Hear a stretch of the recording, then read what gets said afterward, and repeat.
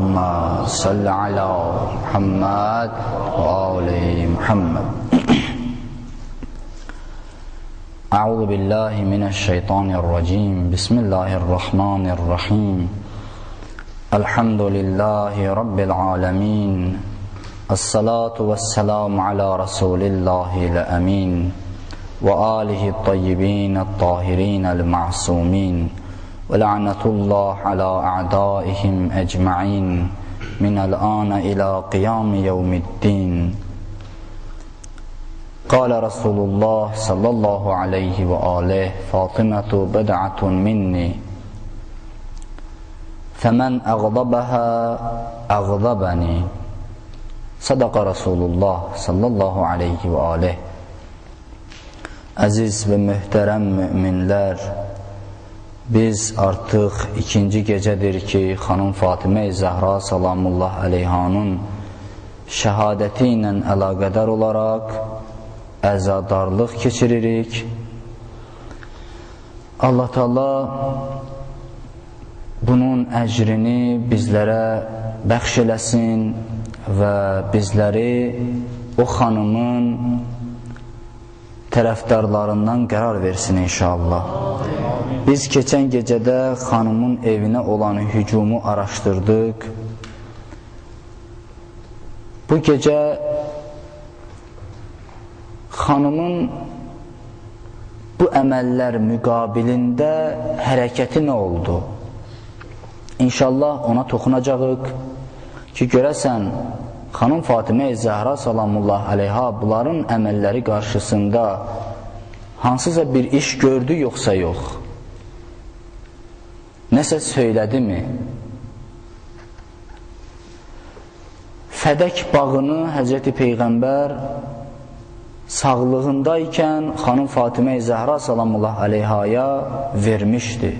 Bunu Cəlaləddin Suyuti öz təfsirində, Durrul Mənsur təfsirində İsra surəsinin 26-cı ayəsinin təfsirində qeyd eləmişdir ki, Allah Teala buyuranda ki, ey Peyğəmbər, yaxın qohumlarının haqqını ödə. Bu ayə nazil olanda Peyğəmbər Fatimə-i Zəhra salamullah aleyhanı çağırdı və ixtiyarındakı fədək bağını ona verdi. Və xanım Fatimə-i Zəhra salamullah aleyha o gündən etibarən fədəyin sahibi olmuşdur. Və Peyğəmbərin vəfatından sonra da xanım faktiki olaraq fədəyin sahibi idi. Bu heç bir hüquqda, heç bir qanunda yoxdur ki, bir nəfərin malını, onun mülkünü müsadirə eləyəsən, sonra ondan istəyəsən ki, sən dəlil gətir ki, bu sənindir. Heç bir qanunda yoxdur. Birincisi, mülk Fatimə-i Zəhra salamullah aleyhanındır. Şəriətdə belə bir ifadə var, əl sahibi. Xanım əl sahibi idi. Mülk sahibi idi, onun ixtiyarında idi. Əgər kimsə onu ondan almaq istəsə, gərək o dəlil gətirsin ki, bu sənin deyil. Bu dəlillərə əsasən bu sənin deyil. Sən oturmuşsan evində, birdən gəlib sənə xəbər verirlər ki, məhkəmə qərar çıxardıb ki, sənin evini müsadirə edeyim. Gərək sən deyəsən ki, hansı dəlilə əsasən? Amma sən gedirsən, soruşursan ki, nəyə görə sən mənim mülkümü müsadirə eləmirsən? Deyirlər ki, ora sənindir bəyəm. Deyirsən, görmürsən mən orada yaşayıram. Adama belə cavab verərlər. Amma əksinə, sənə deyirlər ki, əgər sən həqiqətən oranın sahibisənsə, onda dəlil gətir. Burada həm şəriət qanununun pozuntusu var, həm İslamın buyurmadığı yollardan istifadə olunub. Bu fədək bağının müsadirə olunmasında Allahın nazil etmədiyi qanunlarla rəftar edilib xanımla. Allah Teala nə Qur'anda, nə də Həzrəti Peyğəmbər öz həyatında belə bir şeydən istifadə eləməyib. İndi də şəriətdə, İslam şəriətində bu cür qanun yoxdur və dünya qanunlarında da, hüquqlarında da belə bir qanun yoxdur ki, mülk sahibindən şahid istəyəsən. Bu bir məsələ. Xanım bütün bunlara görə getdi Peyğəmbər məscidində və orada xütbə oxudu.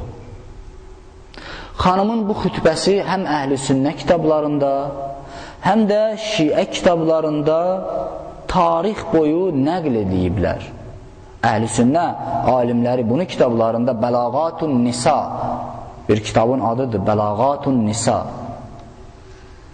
ya Bəlağatun Nisa, qadınların nitqləri, tarixdə o qadınlar ki nitq söyləyiblər, onları yığıblar.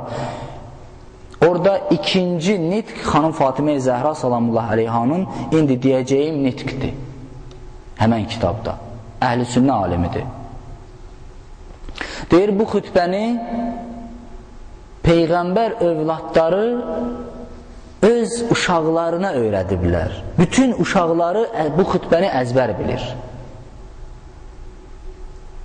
Bunu nəql eləyəndə bu cür söyləyirlər. Dillərdə məşhur olub bu xütbə. Həmən xütbəni təbii ki, biz hamısını deyə bilmərik. Bir hissəsini inşallah deyəcəyik. O qədər bizlər xütbə oxumuşuq, bizlər söhbət eləmişik. Amma indi xanım Fatimə-i Zəhra salamullah aleyha xütbə oxusun, biz dinləyək.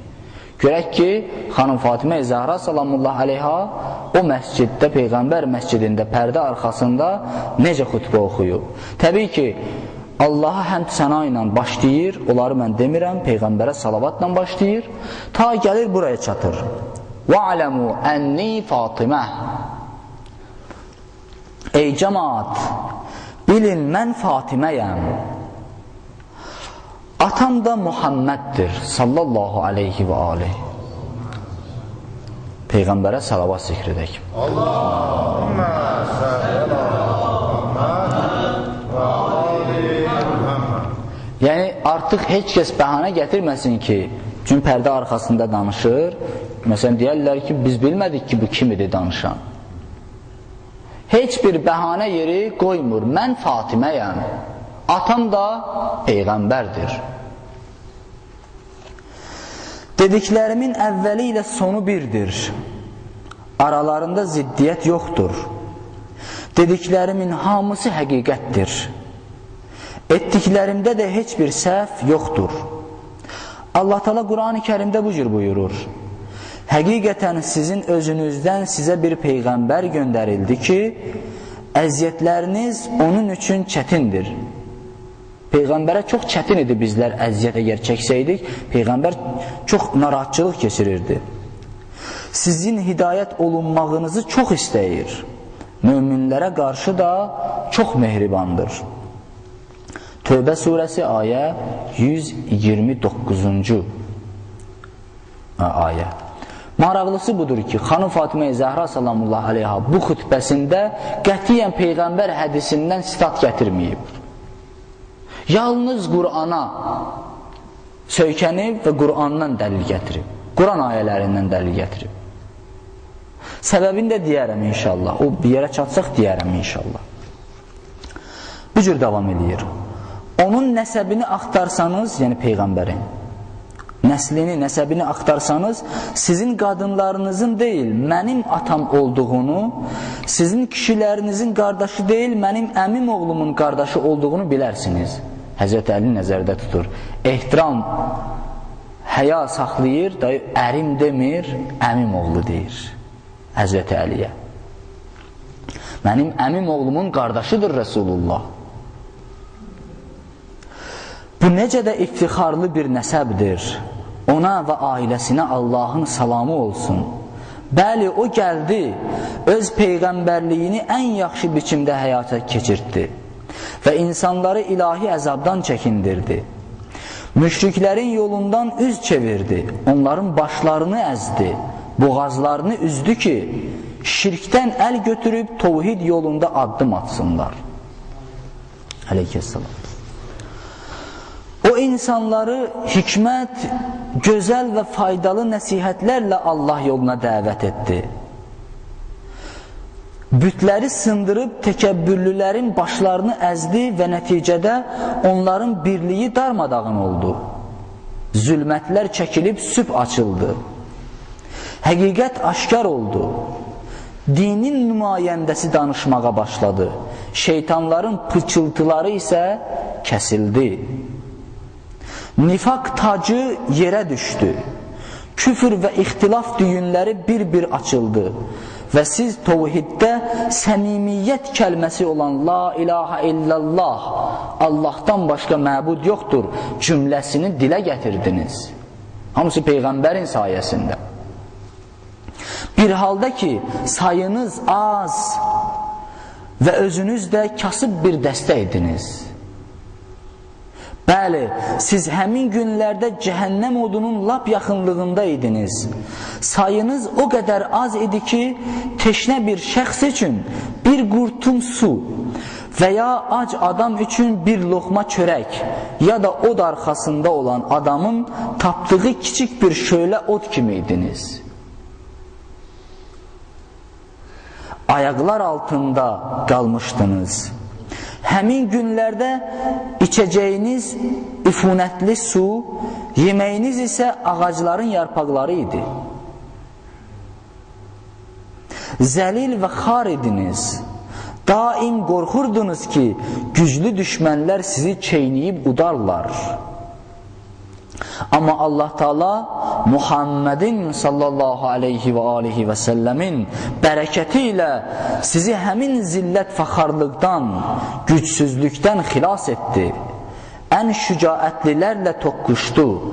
Ərəbin canavarları, Yəhudi və Xristiyanların boyun əyməyən dəstələri ilə vuruşdu. Nə zaman İslama qarşı müharibə alovunu yandırdılarsa, Allah həmən odu söndürdü. Bu Quran ayəsidir, istat gətirir. Kim idiniz? Xanım buyurur, siz kim idiniz? Nəçi idiniz? Heç kəs. Amma atamın vasitəsilə Allah Taala sizə izzət verdi, sizə şərəf verdi. Bir sadı niməti yada salır xanım. Peyğəmbərin oynadığı rolu yada salır. Nə vaxt şeytanın buynuzu görünsəydi, fitnə qalxsaydı, müşriklərin fitnələri baş qaldırsaydı, atam öz qardaşı Əlini onların üzərinə göndərər və onun vasitəsilə başlarını əzərdi. Həzrəti Əlini göndərərdi, sizlər gizlənərdiniz. Əli əleyhissalam bu xətərli ezamiyyətlərdən həmişə düşmənin başını əzdikdən, burunlarını yerə sürtdükdən sonra qayıdardı. Həzrəti Əlinin fəzilətlərindən danışır bu. Xanım nemətləri bir-bir xatırlayır. Peyğəmbərin gəlməyinin səbəblərini bir-bir burada açıqlayır. Sonra buyurur, Allah Taala öz rəsulu üçün Peyğəmbərlər məkanını, yəni cənnəti seçdikdən, seçilmişlərinin mənzillərini ona məkan qərar verdikdən sonra daxili kininiz və nifaqlarınız, nifaqlıq əlamətləri sizdə aşkar olmağa başladı. Yəni elə ki, Peyğəmbər dünyasını dəyişdi, sizin içinizdəki o kin-küdurət baş qaldırdı. Din pərdəsi kənara çəkildi. Yolunu azmışlar, səslərini ucatmağa başladılar. Yaddaşlardan da silinmiş azğınlar başlarını qaldırdılar. Batilin nərə səsləri ucaldı. Onlar sizin cərgənizdən hərəkətə keçdilər. Yəni sizin öz içərinizdən. Kənardan gəlmədi. Elə sizlər idiniz ki, idiniz maskalanmışdınız, örtünmüşdünüz din pərdəsi altında. Amma Peyğəmbər elə ki dünyasını dəyişdi, o pərdə yırtıldı. Üzə çıxdınız. Şeytan gizləndiyi yerdən başını çıxartdı və sizi özünə tərəf dəvət etdi. Onun dəvətini qəbul etməniz, yalanlarına uymanız üçün sizi hazırlaşdırdı. Sonra sizi yeriməyə dəvət etdi. Çünki yükünüz çox az olduğunu, rahat yeriyə biləcəyinizi görürdü.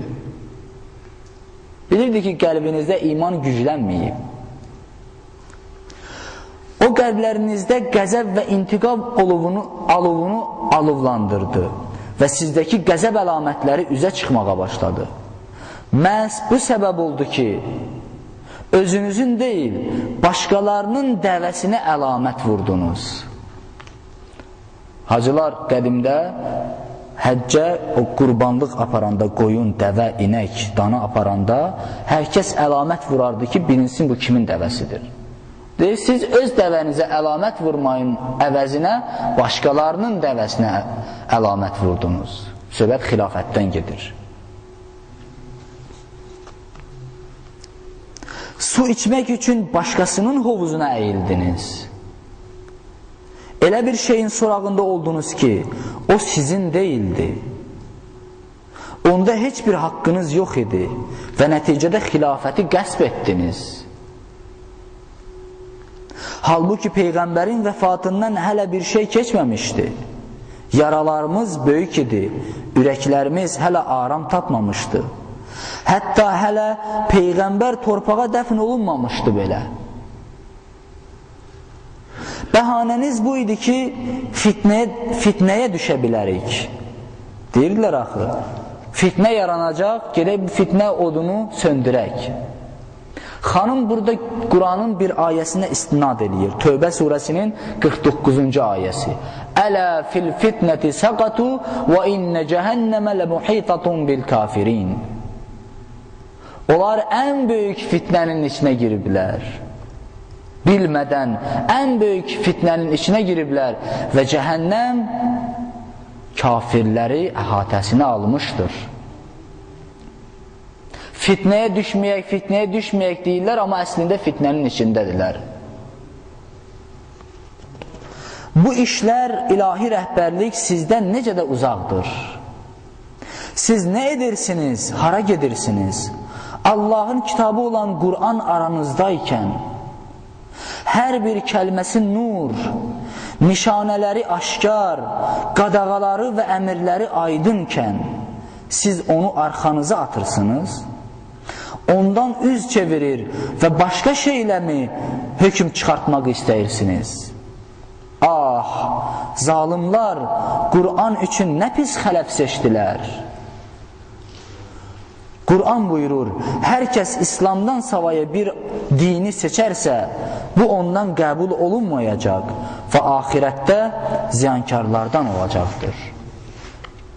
Quran aranızdadır. Xanım buyurur ki, Qurana sığının. Nə üçün Quranı bir tərəfə qoymusunuz? Nə üçün Qurandan üz çevirmişsiniz? Çox maraqlısı budur ki, elə ki Peyğəmbər demişdi, yataqda ikən Peyğəmbər demişdi ki, kağız qələm gətirin, elə bir söz yazım ki, məndən sonra azmayasınız.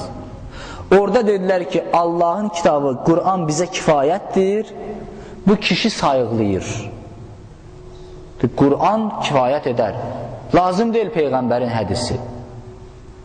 Amma indi iş gəlib xanımın fədəyinə çatıb, bunlar bu səfər Qur'anı qoyublar qırağa, Peyğəmbərin və yaxud Peyğəmbərin dilindən uydurulmuş bir hədisə söykənirlər. Çox maraqlıdır. Çox maraqlıdır. Bəli, siz xilafət dəvənizi ixtiyarınıza götürdünüz. Hətta o qədər səbir etmədiniz ki, dəvə dayansın. Yəni, o qədər tələm-tələsik gördünüz ki, bu işlər. Hələ Peyğəmbərin cəsədi, cənazəsi ortada idi. Səbr etmədiniz ki, dəvə dayansın və yüyəni sizə təslim edilsin. Tez getdiniz, yüyəndən yapışdınız. Tez fitnə odunu alovlandırdınız. Aldadan şeytanın çağırışına səs verdiniz və haqq dininin parıldayan nurlarını söndürməyə, Peyğəmbərin pak dininin qaydalarını dəyişməyə başladınız. Bütün bunları südün üzərindəki köpüyü kənarlaşdırmaq bəhanəsi ilə etdiniz. Amma gizlində südün hamısını dibə qədər içdiniz. O südün üstündə üfürürsən onun o üst qatını ki, üst qatını bu bir misaldır ərəbdə, xanım ona istinad eləyib. Ki üfürürsən, güya köpüyü təmizləyirsən, amma əslində südü içirsən. Bunlar da, xanım da buyurur ki, siz bəhanə gətirdiniz ki, güya südün üstündə o köpüyü təmizləyirsiniz, amma südü dibə qədər içdiniz. Qabıda heç nə saxlamadınız. Zahirdə başqalarının daşını sinəyə vururdunuz, amma batində öz işinizi gücləndirməklə məşğul idiniz. Peyğəmbərin ailəsini və övladlarını gülşənişin ev dustağı etmək üçün tələ qurdunuz. Biz də boğazına xəncər, ürəyinin başına nizə sancılmış şəxs kimi səbr etməkdən başqa çarə görmədik. Təəccüblüsü budur ki, Allahın bizim üçün irs hüququ təyin etmədiyini və buna görə də Peyğəmbərdən bizə miras payı yetişmədiyini güman edirsiniz.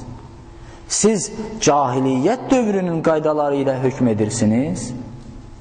Quran buyurur, yəqin əhli üçün Allahdan daha yaxşı hökm verə bilən kimdir? Siz cahiliyyət dövrünə getmişsiniz. Quranla gərək hökm eləyək, amma siz Quranı qoyub cəhalət dövründən qanunları ilə gedirsiniz. Deyirsiniz ki, biz öz atamızdan irs aparmırıq. Çünki cahiliyyət dövründə ərəbdə qız uşaqları irs payı, haqları yox idi. İrsdə haqları yox idi qız uşaqlarının. Arvadın, qızın, qadın tayfasının irsdə haqqı yox idi.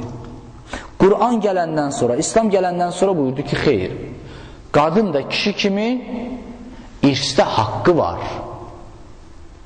Atadan ona irs çatır. Xanım buyurur ki, siz cahiliyyət dövrünün qanunları ilə mı hökm edirsiniz? Deyirsiniz ki, biz atamızdan irs apara bilmərik. Hansı ki, Quran aramızdadır.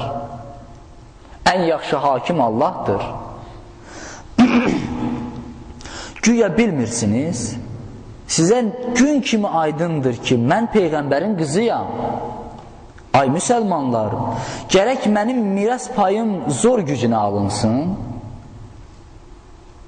Ey Əbu Quhafənin oğlu, məqsəd Əbu Bəkir, onun künyəsi idi. Əbu Quhafə onun atası idi. Ey Əbu Quhafənin oğlu, mənə cavab ver görüm, sənə öz atandan irs payı çatması, amma mənə atamdan heç bir miras payı çatmaması Quranda mı yazılır? Bu nə sözdür?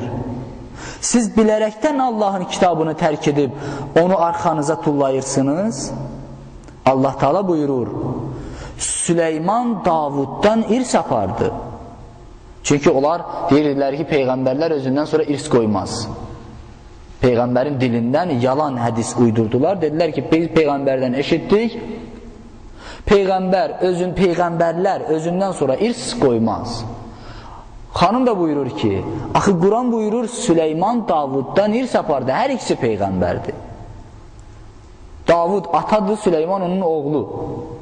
Süleyman Davuddan irs apardı. Nəml surəsi 16-cı ayədə.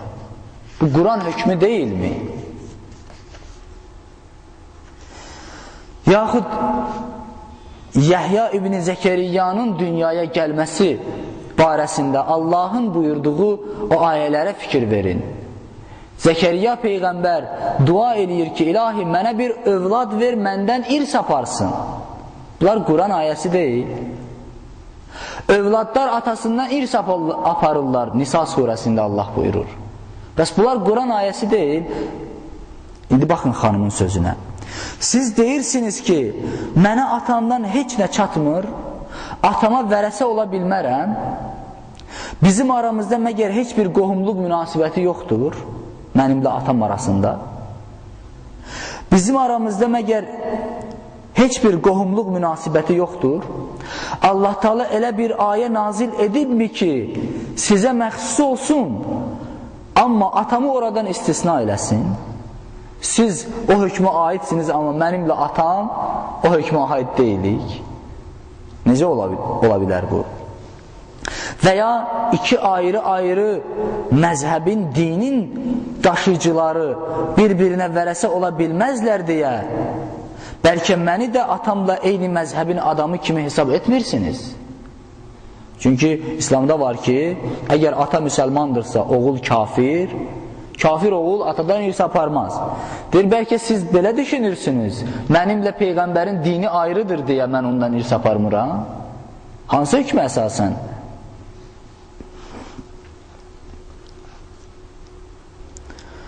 Ya bəlkə Qur'anın ümumi və xüsusi hökmlərini atam və əmim oğlundan, yəni Həzrəti Əlidən daha yaxşı bildiyinizi düşünürsünüz. İndiki vəziyyət belədir. Onu, yəni miras payımı yük daşımaq üçün hazır vəziyyətə gətirilmiş minik kimi götür və ona min. Əbu Bəkrə deyir. Amma bil ki, səni qiyamət günü görəcək və haqqımızı tələb edəcəyik. Nə yaxşı ki, həmən gün hakim Allah, iddiaçı Muhammed sallallahu aleyhi və aleyh, hökm yeri qiyamətdir. Həmən gün batil yolda olanlar ziyan çəkəcək. Peşmançılığınsa sizə heç bir faydası olmayacaq. Bax, bu sözləri xanım bir-bir deyirdi. Amma ən mühüm məsələ burada xanımın ənsardan kömək istəməsi. İşin mühümlüyünü inşallah burada anlayırıq. Mən bunu qısa eləyərəm inşallah. Üzünü ənsara tutub deyir. Ənsar yəni Mədinə cəmaatı.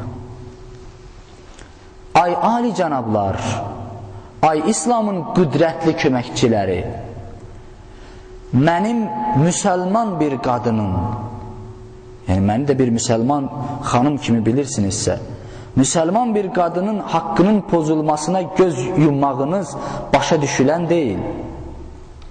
Mənə edilən zülm müqabilində bu qədər səhv etməyiniz başa düşülən deyil. Atam Resulullah demirdi ki, hər kəsin hörmətini onun övladına göstərərlər. Bəs mən onun övladı deyiləm. Peyğəmbərin hörmətini bu cürmü mənə göstərirsiniz? Nə tez vəziyyəti dəyişdirdiniz və sürətlə yolsuzluğa qədəm qoydunuz? Halbuki mənim haqqımın bərpa olunmasına imkanınız, dediklərimi həyata keçirməniz üçün gücünüz var. Görürsünüz, xanım dəvət edir, gəlin, haqqımı alın, verin. Bəlkə düşünürsünüz ki, Muhammed sallallahu aleyhi və aleyh dünyadan köçdü və onun ölməyi ilə hər şey bitdi. Onun ailəsi də unudulmalı və dini ayaqlar altına salınmalıdır. Bəli, onun vəfatı İslam dünyası üçün böyük müsibət və şiddətli zərbə, hər birimizin üzərinə qəm tozu püskürən ağır bir faciə oldu. Onun yeri hər gün daha aydın görsənir. Yaratdığı qırıq daha dərinə işləyir. Açdığı yaranın sahəsi günü-gündən daha da genişlənir. Yəni, Peyğəmbərin müsibətindən söhbət gedir. Onun yoxluğu ilə yerə qaranlıq çöktü. Ulduzların nuru onun müsibətinə görə azaldı. Ümidlər məyusluğa çevrildi. Dağlar yerində titrədi. İnsanların hörməti ayaqlar altına atıldı və onun ölümü ilə heç bir hörmət, izzət qalmadı. And olsun Allaha, bu böyük bir hadisə və müsibət yeri doldurulmayacaq bir itki oldu. Amma unutmayın ki, əgər Peyğəmbər dünyasını dəyişibsə, bu təəccüblü deyil. Qur'an-ı Məcid bunu xəbər vermişdi. Həmin Qur'an-ı Məcid ki, daim sizin evlərinizdədir, səhər və axşam uca və ya asta səslə, müxtəlif səs ahəngləri ilə qulaqlarınıza oxunur. Əvvəlki Peyğəmbərlər də ondan əvvəl bu həqiqətlə rastlaşıblar, çünki ölüm Allahın dəyişməz hökmüdür. Qur'an buyurur, Muhammed sallallahu aleyhi və aleyh ancaq bir Peyğəmbərdir. Ondan da əvvəl Peyğəmbərlər gəlib getmişdilər. Əgər o ölsə və ya öldürülsə, siz geri mi dönəcəksiniz? Halbuki geri dönən şəxs Allaha heç bir zərər yetirməz, lakin Allah şükr edənlərə mükafat verər. Ali İmran ayə 144. Ey Qilə övladları, Qilə çox şücaətli və dəyanətli xanım olub və Mədinə cəmaatı onun nəslindən gələr. Ey qilə cəma övladları, hərəkətiniz çox təəccüblüdür. Sizin bu məsələni aşkarcasına gördüyünüz və eşitdiyiniz məclisləriniz və toplantılarınızda danışdığı və xəbəri sizə yetişdiyi bir ortamda necə susmaq, necə susqun oturdunuz. Mənim vərəsəlik haqqım necə ayaqlar altına atıldı. Kifayət qədər say, təchizat, silah, sipərə sahib olmağınıza və dəvətimi eşitməyinizə baxmayaraq səsimə hay vermirsiniz.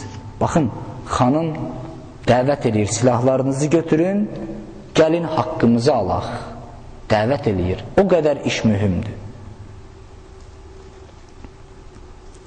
Ta deyir, çünki vaxtımız yetişdi, mən çox uzatmıram. Deyir, görür ki, heç bir faydası yoxdur. Buyurur, indi ki belə oldu, bu xilafətin yüyəni, bu da fədək. Hamısı sizin olsun. Ondan möhkəm yapışın və ayrılmayın. Amma bilin ki, bu elə bir minik deyil ki, siz yolunuzu onunla davam etdirə bilərsiniz. Onun beli yara, ayaqlarının içi çapıq, üzərində rüsvayçılıq damğası var. Allah qəzəbi onun əlamətidir. Əbədi rüsvayçılıq isə onun yol yoldaşıdır. Sonda da ürəklərdən qalxan ilahi qəzəbin oduna düşəcəksiniz. Zalim olan kəslər son qaydacaqları yerin hara olacaqlarını çox gözəl bilirlər. Quran ayəsi, Şura surəsi 227-ci ayə. Xanım bunu deyir, digər bir ayəni də oxuyur. Mən sizi böyük əzabla qorxudan bir peyğəmbərin qızıyam. Və ayəni oxuyur. Əlinizdən nə gəlirsə edin, biz də etdiyimizi edəcəyik və duçar olacağınız əzabı gözləyin, biz də gözləyirik. Allah talan an verək onun böyüklüyünə xatir, bizləri xanımın tərəfdarlarından, onun haqqını tələb eləyən insanlardan bizləri qərar versin inşallah. Allah taala xanımın haqqını qəsb eləyənlərin əzablarını 1-ə 1000 artıq eləsin inşallah. Allah taala bu müsibətdə bizlərə əcr versin inşallah.